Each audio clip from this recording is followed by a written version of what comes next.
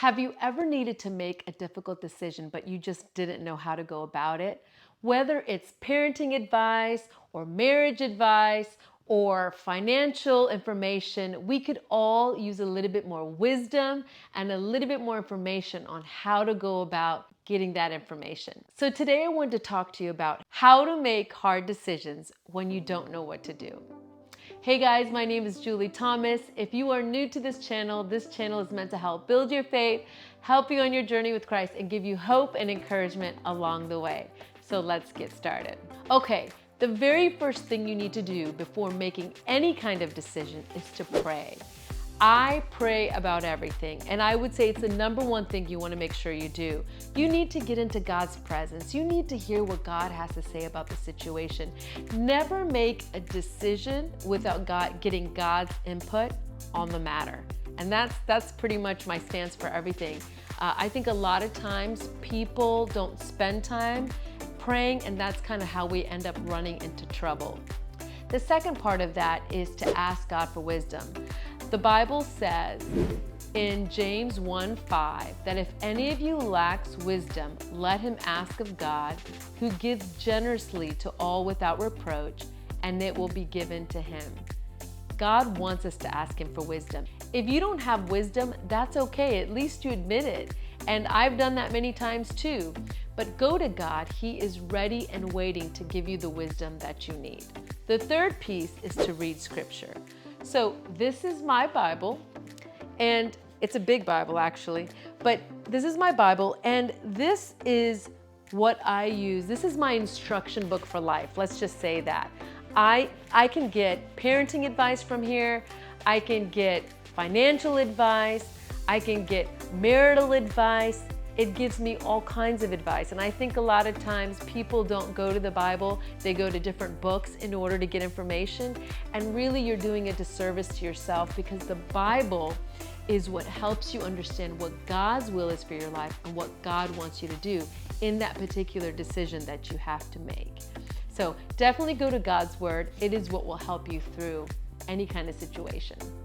Step 2 is to stop and think about your situation. Okay, so a lot of times I think people rush into decision making. Like, instead of sitting down, looking at everything, weighing the pros and cons, looking at the situation from all angles, I think sometimes we as people just rush for someone else to give us the answer or make rash decisions, but you really need to take time to sit down and go through all of the aspects of your decision. Proverbs 1 says, in everything, God wants us to use knowledge, wisdom, understanding, common sense, good judgment, insight, and a discerning spirit when making decisions. So basically, in a nutshell, I always tell my kids, use your head. You want to make sure that you're thinking clearly. Okay, so sometimes as Christians, we tend to think, well, what does God want me to do? What does God say? But Proverbs is pretty clear on God wants you to use common sense. He wants you to use good judgment. He wants you to use insight and a discerning spirit. He wants you to gather knowledge and get wisdom and understanding. So those are all aspects of making good decisions, which is what I have done in the past, and I think it'll help you too. The second part of that is to use your resources. Proverbs 18:15 through 24 says, an intelligent heart acquires knowledge, and the ear of the wise seeks knowledge. And Hosea 4:6 says, my people are destroyed for lack of knowledge. That means go to the library, attend classes, go to seminars, read books. Anything that you have to do to gain knowledge is what God wants you to do, because that is part of using common sense. So for example, if you need to get married, go to marriage counseling or go to marriage seminars and get some more information on what that looks like and what's involved. If you need parenting information, go to parenting classes. Whatever it takes, in whatever situation you are in, you need to gather knowledge in order to help you make a good decision. The third step is to seek godly counsel. There is wisdom in an abundance of counselors. God wants us to speak to people that maybe are above us in the Lord, people that you trust, people who have faith, people that are godly and have honesty and integrity, these are the people that you should go to when you seek advice.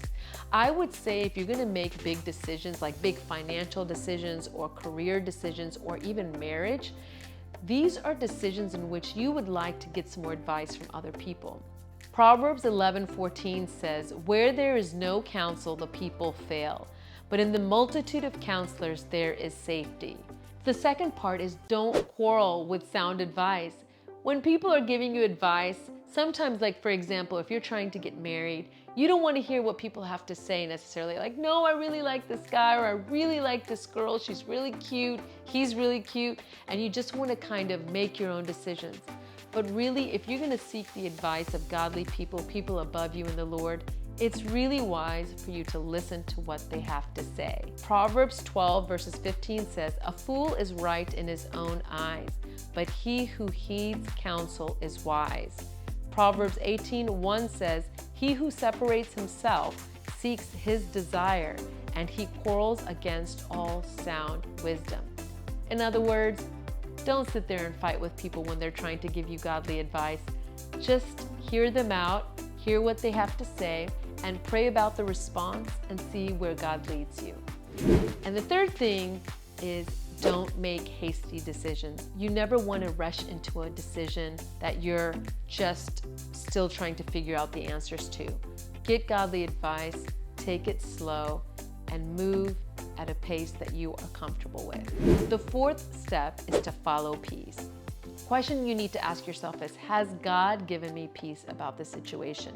Let peace be your umpire. If you feel an unrest or you have some doubts in making a decision, don't do it. Don't feel pressured to make a decision that you're not ready to make because people are either pressuring you, or you feel there's a deadline, or you feel like you need to just respond right away. I have found now, and I didn't know this before, that if someone is pushing me to make a decision, I'd rather hold off and say, well, maybe that's not for me just yet. Because if you're gonna push me into making a career change decision or any other kind of big decision, then I am going to slow down and say, you know what, I'm not gonna get into that right now. I'm not getting peace from it. And the other piece is write the pros and cons about a decision. Make a list, write all the pros of why you should marry this person. Write all the cons of why you should not marry that person. And really sit there and think about it. And if you would like to, and I think it's a great idea, speak to someone else about those decisions before you move forward. The fifth thing is to be courageous. Sometimes you've just got to do your best in making the decision you know how to with the information you've been given. You've just got to make a decision, trust God, and believe that God is going to get you through. Life's not perfect. We can only do the best we can in every situation we're dealing with. So just be courageous, make the best decision you know how to make. And I believe if you've done all those other steps, God is going to help you through that process. And the last step is be content. You want to make sure that if you're going to make a decision, whether it's to marry that person, or it's to move to that new location, or I've made this decision to buy this house, be content in the decision you've made. Philippians 4:11 through 13 says, "I have learned the secret of being content in any and every situation, whether I'm well fed or hungry, whether I'm living in plenty or want. I can do all things through Christ who strengthens me." God is there to strengthen you in every and any decision you have to make throughout your life.